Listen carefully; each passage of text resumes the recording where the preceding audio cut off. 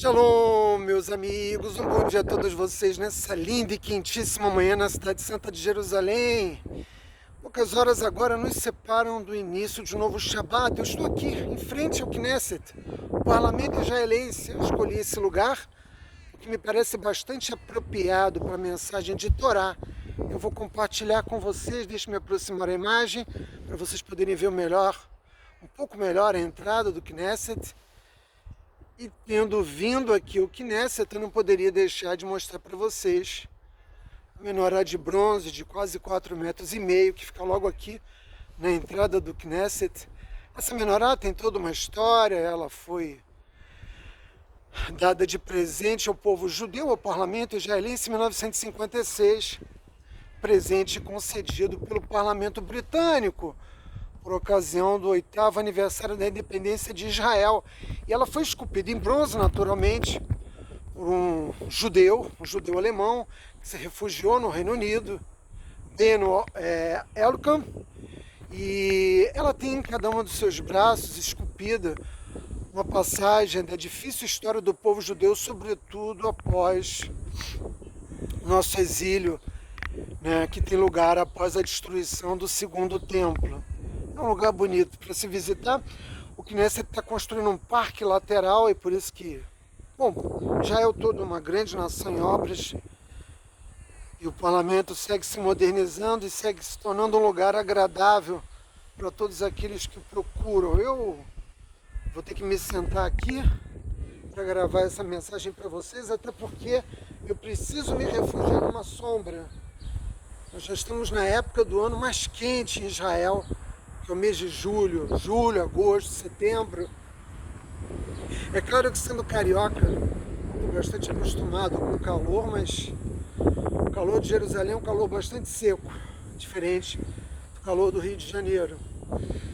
Mas o que nos traz aqui, naturalmente, é o estudo da Torá. E o povo judeu no mundo todo vai fazer a leitura da Parashá Pinhas. Agora sim, reunificamos em todos os Beit Knesset, em todas as sinagogas do mundo, a leitura da Torá. E quando nós pensamos na Parashá Pinhas, nos vem sempre a memória do principal evento. Que evento foi esse? Evento que eu já tive a oportunidade de gravar, pelo menos uma dezena de vídeos no passado, publicados aqui no nosso canal no YouTube e também no Pérolas da Sabedoria Judaica, muito antes de nós criarmos o nosso canal no YouTube. A imagem que nos vem é de Pinhas tirando a vida de Zimri, né, o Nassi, o principal líder da tribo de Shimon, que mantinha relações proibidas com uma princesa midianita dentro do acampamento de Israel. Todos nós sabemos que Pinhas recebeu por parte de Akadosh Baruch Hu aliança, né, uma aliança de paz. Essa aliança de paz deu a ele a imortalidade. E ele viria se tornar Cohen, depois Cohen Gadol, foi nosso sumo sacerdote, e ele caminha entre nós até os dias de hoje, porque o principal presente que a Kadosh Baruch Hu deu a Pinhas, o principal mérito foi a imortalidade. Ele é o profeta Eliarro, e cabe a ele, não aqui em Jerusalém, mas na Galileia, anunciar a revelação do Mashiach, restabelecer o Sanedrim, para que nós possamos iniciar finalmente a fase final da era messiânica.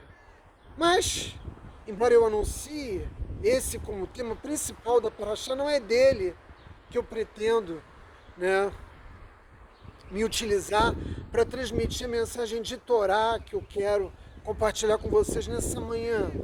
Eu quero falar sobre um outro tema e por isso eu escolhi aqui o Knesset para vir gravar essa mensagem. Vejam, toda vez que nós procuramos construir mentalmente uma imagem daquilo que deve ser, ou seja, toda vez que nós pensamos naquilo que deve ser um líder ideal, o que nos vem à mente? Ah, Átila, tenho certeza que cada um de vocês pode indicar aí de casa, ou onde quer que você esteja assistindo essa mensagem, um atributo.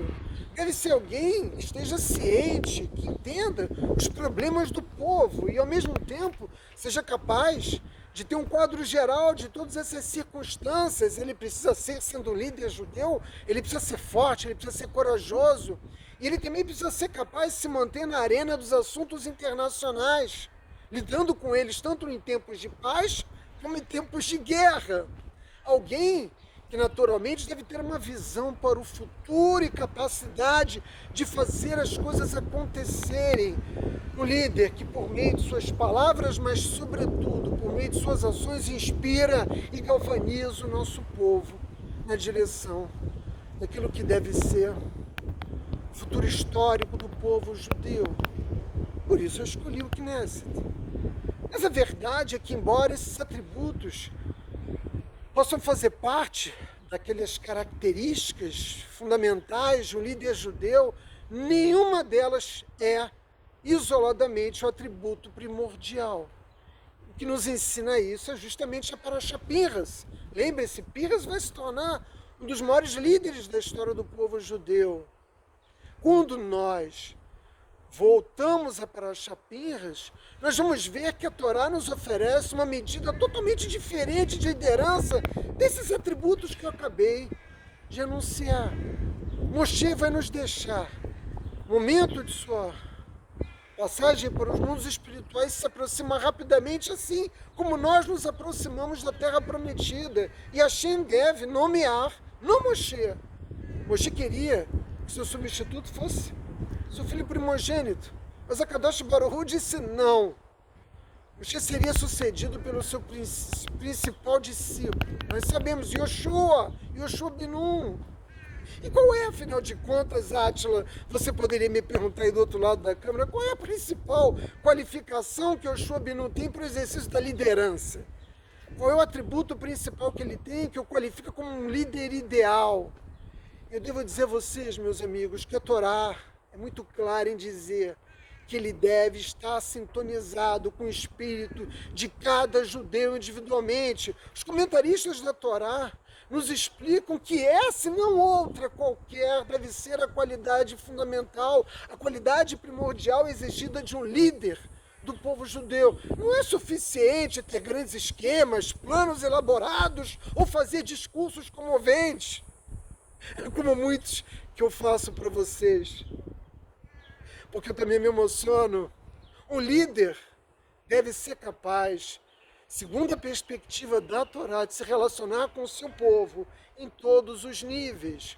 E o que significa isso, Átila? Se relacionar com o seu povo em todos os níveis. Ora, meus amigos, ser sensível às suas aspirações, ser sensível às suas necessidades, simpatizar com o povo no momento da alegria, mas também da dor. Esse líder não pode estar distante, se encastelar num trono, acreditando ser capaz de liderar o nosso povo com eficácia, estando completamente desintonizado do que bate nos corações, do que passa pela mente de cada judeu. Portanto, um líder ideal, numa perspectiva da Torá, não considera nenhum requisito, ou seja, nenhuma necessidade, nenhuma aspiração do povo como menor. O verdadeiro líder para Israel não considera a existência de coisas pequenas. Tudo é grande, tudo é importante, tudo deve ser levado em consideração. E Moshe Rabbeinu cumpriu esse papel por 40 anos, enquanto ele crescia em santidade por meio desses encontros proféticos extraordinários que ele tinha diariamente com a Kadosh Baruch Hu, ao ponto de ser considerado por um Midrash como meio humano e meio anjo, devido ao grau de santidade que ele já se encontrava. Vocês podem imaginar alguém que conversa com Ribono Shel Olam todos os dias, como nós estamos aqui conversando. Ainda assim, tendo alcançado esse nível de santidade, quando o nosso povo desafiava e desafiou muitas vezes a vontade divina, ele procurava sondar, antes de condenar o nosso povo, ele procurava sondar efetivamente quais as motivações, quais as aspirações que cada judeu tinha para, depois de tantas revelações abertas do Criador na história do povo judeu, sobretudo para essa geração do deserto, para contestar, para questionar um comando vindo diretamente da divindade. Ele, mais do que qualquer outro ser humano, Moshe Rabbeinu, ascendeu do mundano para o celestial. Mas ainda assim ele não permitiu que fosse aberto um abismo entre ele e o nosso povo. Porque muitos líderes do povo judeu, muitos sábios, acabaram cometendo esse erro de um excessivo distanciamento, né, das pessoas mais simples do nosso povo. Mas Moshe não, ele nunca deixou de se relacionar. E aqui está, então, a qualidade fundamental que ele possuía e que Yoshua ben Nun também possuía, ou seja, a sensibilidade, as necessidades do espírito de cada indivíduo do nosso povo.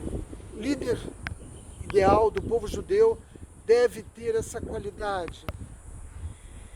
Me permitam contar a vocês uma breve história que vai ajudar a ilustrar melhor essa ideia.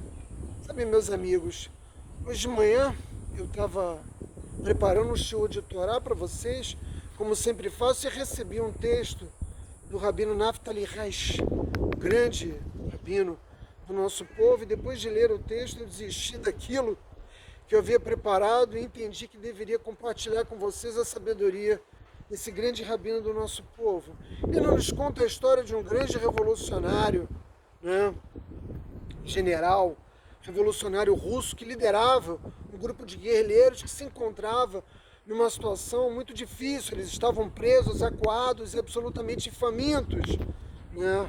A morte os espreitava, como a gente costuma dizer. E ele reuniu seus homens e disse a eles: olha, eu vou dar um bônus a vocês. Esse general disse, ó, a tropa, vou dar um bônus a vocês. Com esse bônus vocês vão poder comprar carne, pão, frutas, legumes e verduras e recuperar a força dos seus corpos.